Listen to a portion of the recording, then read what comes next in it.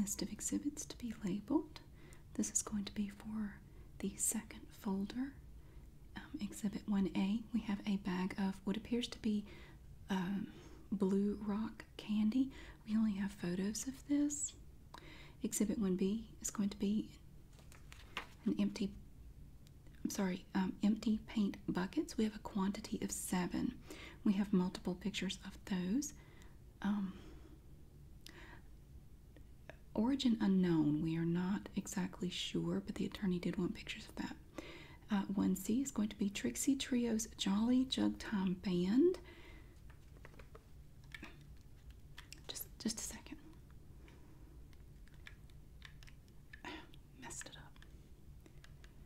We have 2 jug cases. Trixie wants these back.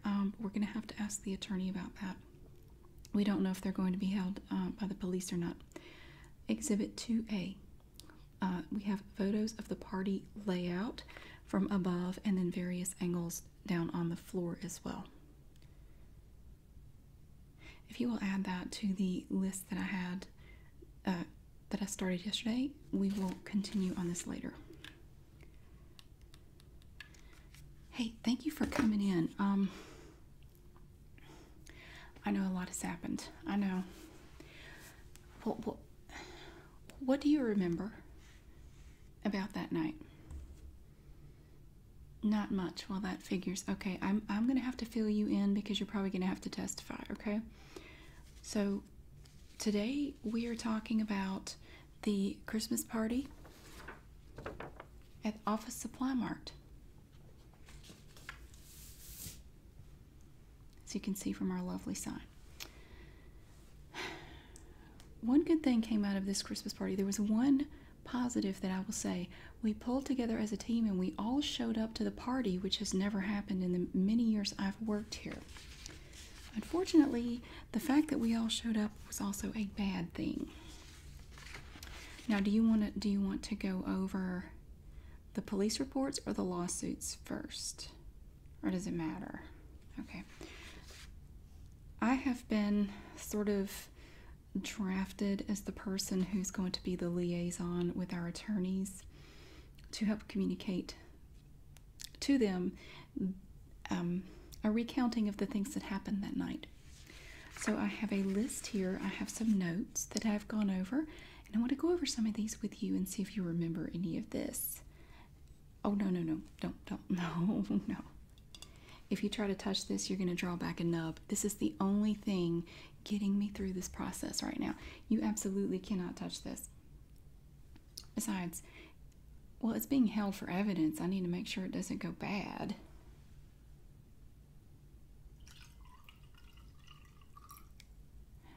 I don't know what it is about this stuff. It tastes terrible, but I can't leave it alone. Hasn't gone bad yet. All right. First, we have a colorful rendition of the layout. Okay. Bear with me. Now we have here, of course, with the circles here. These are some of the smaller tables that had hors d'oeuvres and little finger foods. And then we had these long tables with chairs. And we had chairs around the tables as well. Now, Bernice was very upset by this layout. She said it was, she said, well, look at the shape of that. That is clearly suggestive.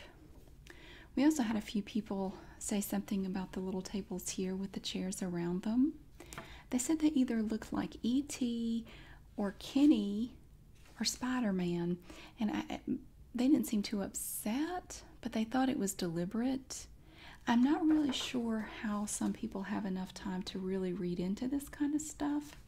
Oh, Bernice was also upset at the floral arrangements in the center. She said they look like pot leaves. They were clearly not pot leaves. I don't think she's ever seen a pot leaf in her life. She thinks any green plant is marijuana. It's very unfortunate. So there has been some talk about the layout of the tables and chairs at the party. Now, of course, as you know, we used the sales floor of Office Supply Mart to host our party.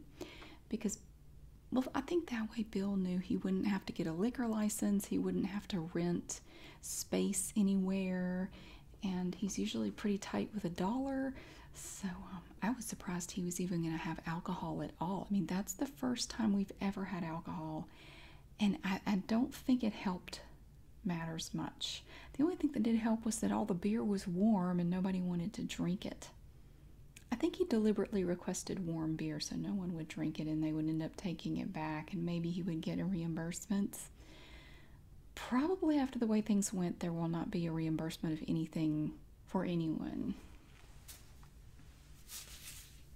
Now, no, I have not been back in here. Today is the first day I have been able to come back in the store since the party on the 13th. I'm not kidding.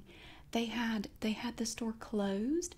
The attorneys recommended it, and the police said they needed to gather additional evidence, and the attorneys wanted to come in and take pictures. It was completely closed off to the public since the night of the 13th. But I wanted to tell you, and I don't know if I should tell the attorney this.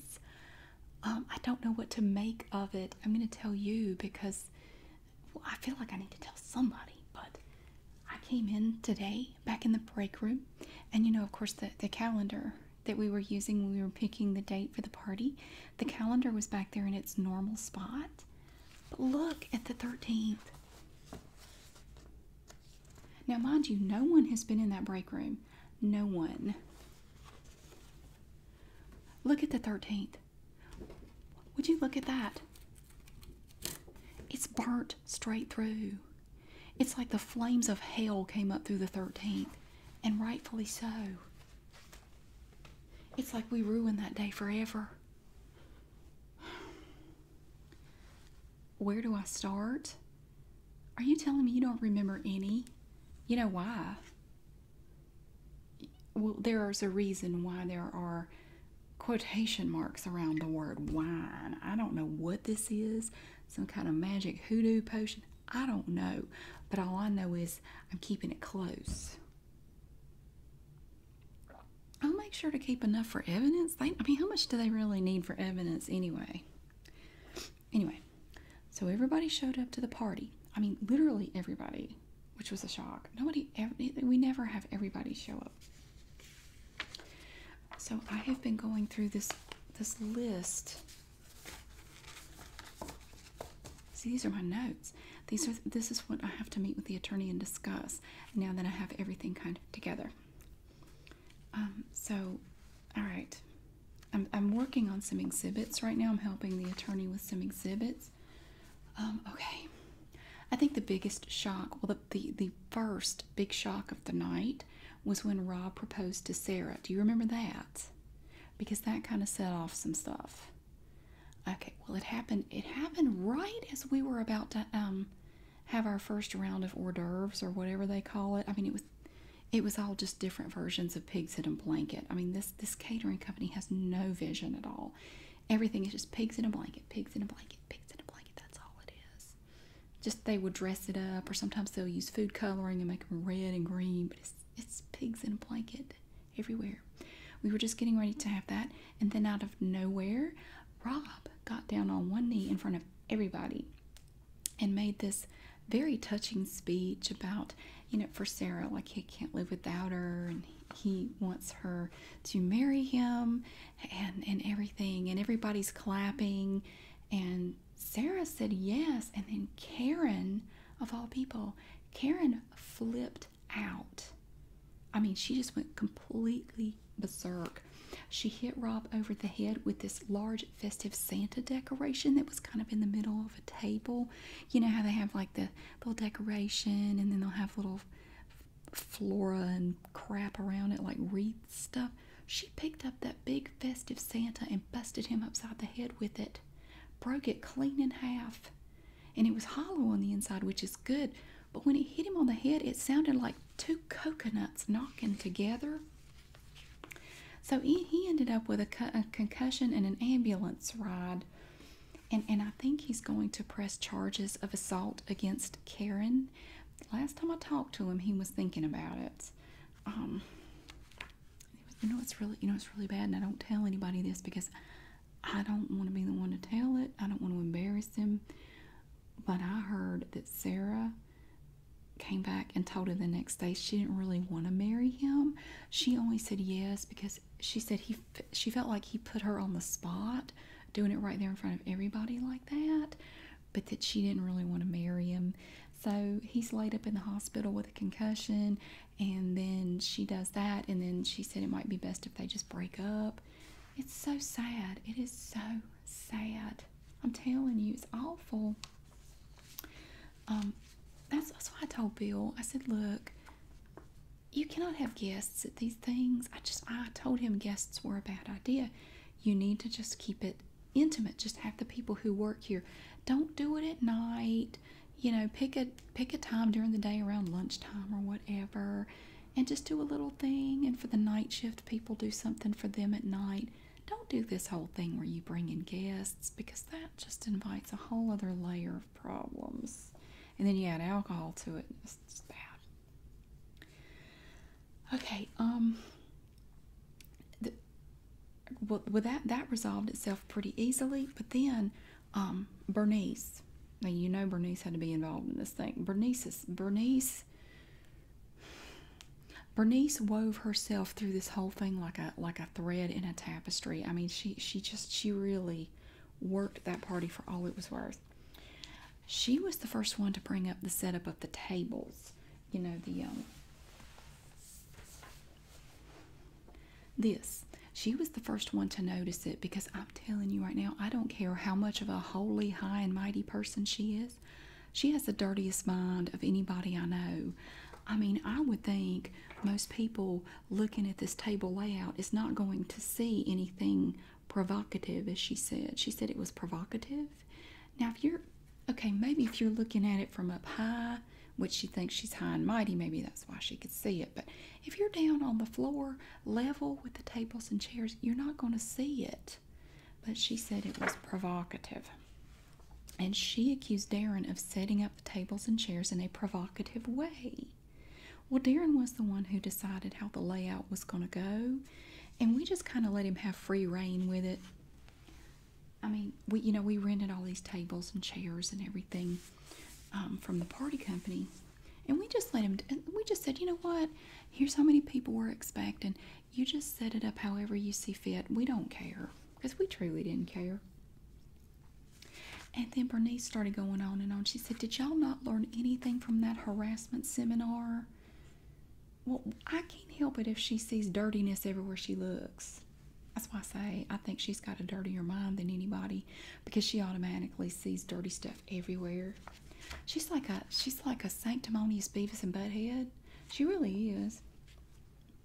So, but get this. Here's the funny part.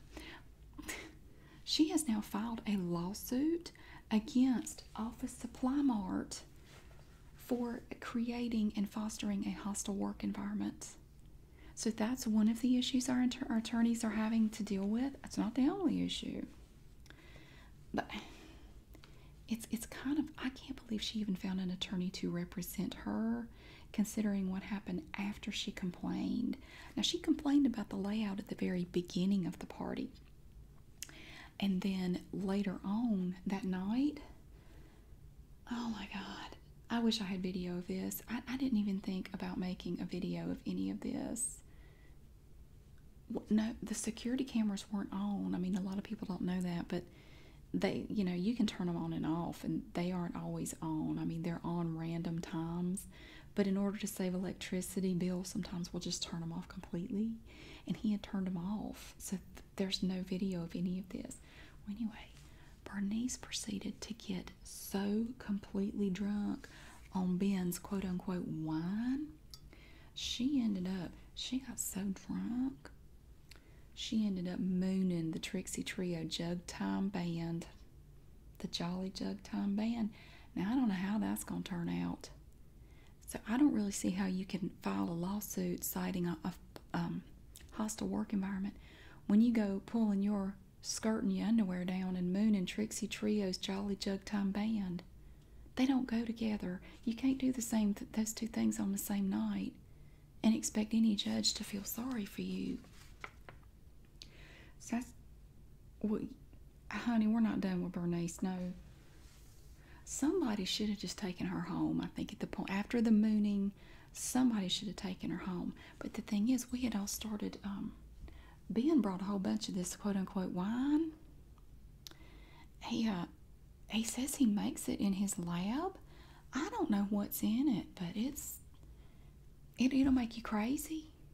Well, you ought to know. Well, you don't know because yeah, that's the reason you don't know, because you had so much of it. Well, yeah. Well, you know who Ben is. That's Clara's, I don't like, boyfriend or whatever she is. The one with the crazy eyes. He's always, most of the time, he's really quiet. But during this party, he actually talked some, which shocked me. We were all just happy to see him come in with this quote unquote wine, because at that point we had realized that all the beer was warm and nasty, and we didn't want more beer. So we were just happy to see him come in with something other than beer, because the only other option was the water fountain in the break room. We didn't have anything else to drink. So Ben, I actually learned some stuff about Ben. I didn't really know anything about him other than the fact that he has crazy eyes. You ever see people like that? It's not necessarily bug eyes, but it's like there's just something. They just have crazy eyes. They just look a little wild. He has crazy eyes. Seems to be very nice. Seems very smart. He doesn't talk a lot. Well, anyway, I found out some stuff about him. He's a high school chemistry teacher. Yeah, he's very smart. And he also makes all kinds of things in his lab. He makes this so-called wine. He also makes this blue rock candy, and people really seem to like that. He gives it to people in individual baggies. So yeah, it's so cute the way he does that. Like at Halloween, you hand out little treat bags. He has these little Ziploc bags of these blue rock candy things. And he brought some to the Christmas party, and a lot of people were enjoying it. And you remember rock candy? It's like big pieces of sugar, basically. Yeah, I didn't have any, but I mean, that's what it looked like to me. You used to be able to get them on a stick, That was real sweet. He kept saying everybody ought to call him Walter. He said that was his middle name. Yeah, so, no, you can't have any more. I can't give you a taste. Get away from my glass. Just, can you back up a little bit? Just back over there behind. There you go. Back there. You stay there. It's evidence. Well, all right. So Clara brought Ben, Walter. He's Ben. I don't know any other name to call him. Clara said that the one way to get the party started would be to do the electric slide. Now, we did not have a DJ, but Bill did leave his cassette player. He has a cassette player. He left his cassette player at the store the night before. Now, he wasn't there right away. We'd been looking for him, but we got his cassette player out, and we found this tape that had the electric slide on it. And she said, we all need to do the electric slide. But nobody knew how to do it except Bernice. And then Bernice said she wouldn't do it because it's evil. And then, of course, you have all these young people today who don't know how to do the electric slide. But I was going to do it. I was a teenager when that thing first came out. I know how to do it. I was about to. She got about 10 seconds into the electric slide when she accidentally stepped on a little cocktail weenie on the floor, and she went flat down, and she fell, and she fractured her tailbone. Bless her heart. I mean, she went down hard too. Well, it's a good thing she didn't hit her head, because I was afraid she was going to. The way she kind of went down, she almost went down head first somehow. She looked like she was trying to do some kind of weird split. It was very disturbing. So then Ben comes over to her and says that she needs to just walk it off. And so they get in an argument because she's trying to tell Ben. She said, look, I'm in a lot of pain here. He didn't believe her. They get in an argument. And then Clara ended up, you know how Clara, she gets violent sometimes. She went to swing at him. He ducked. And then she accidentally hit Trixie and knocked over the Cherries Jubilee. Now that really ticked me off, and I hated it for Trixie because she seems very nice. I don't know about that hair. I mean, it's like a wig. It's like beehive hairdo. I think it's a wig. But she seems very nice, and she plays the jug very well. And she knocked. I wanted to try that Cherry's Jubilee. I didn't even get to try it.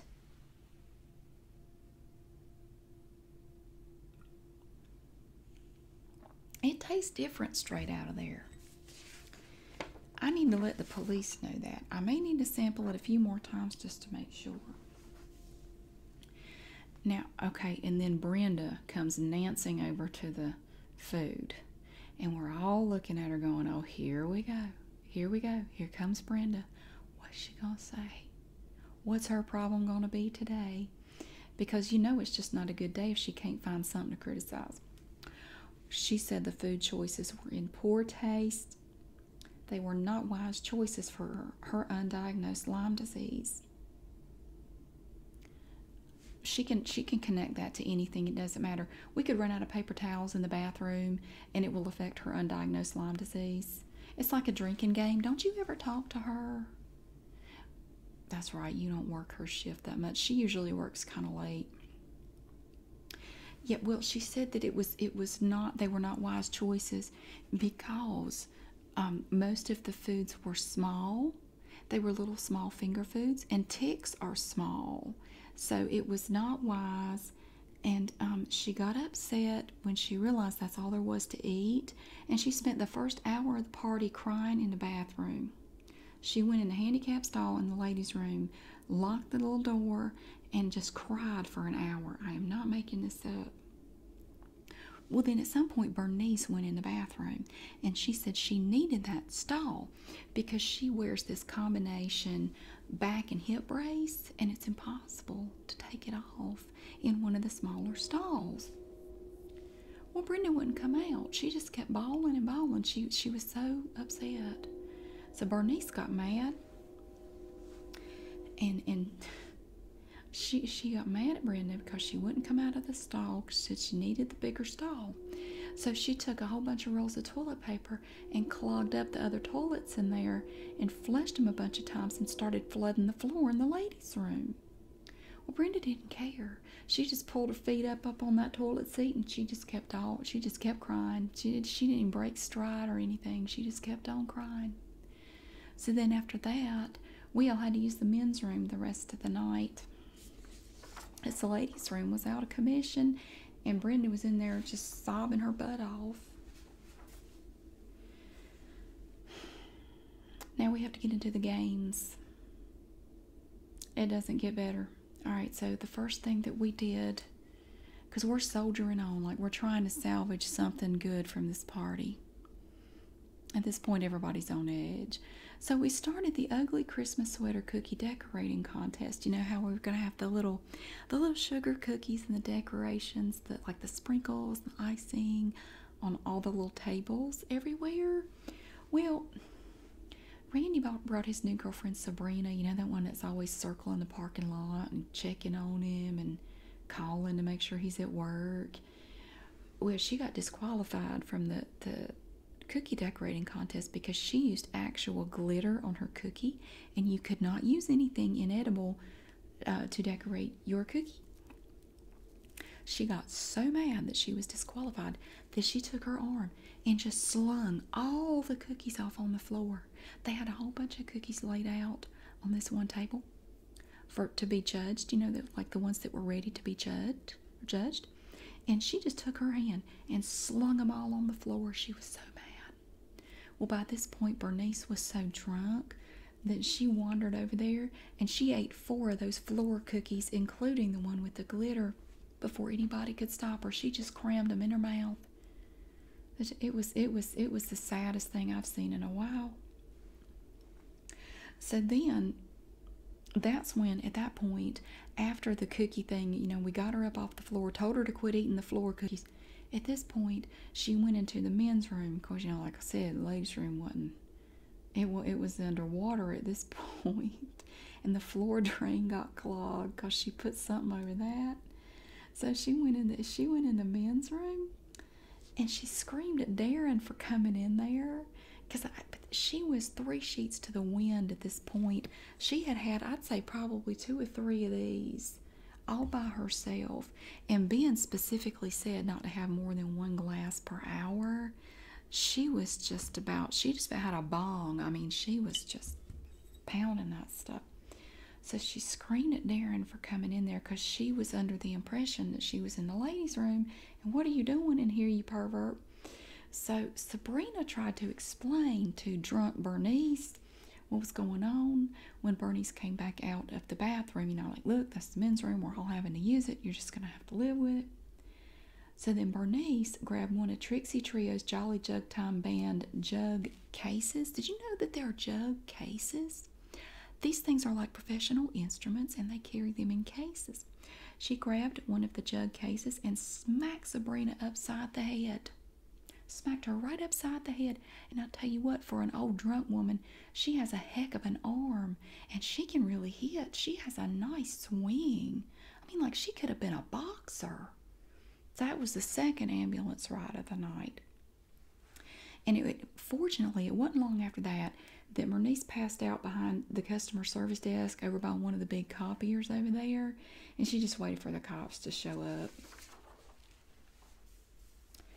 So then, okay, we gave up on the ugly Christmas sweater contest because, a lot of them got broken. People were upset. We decided just to forget about that.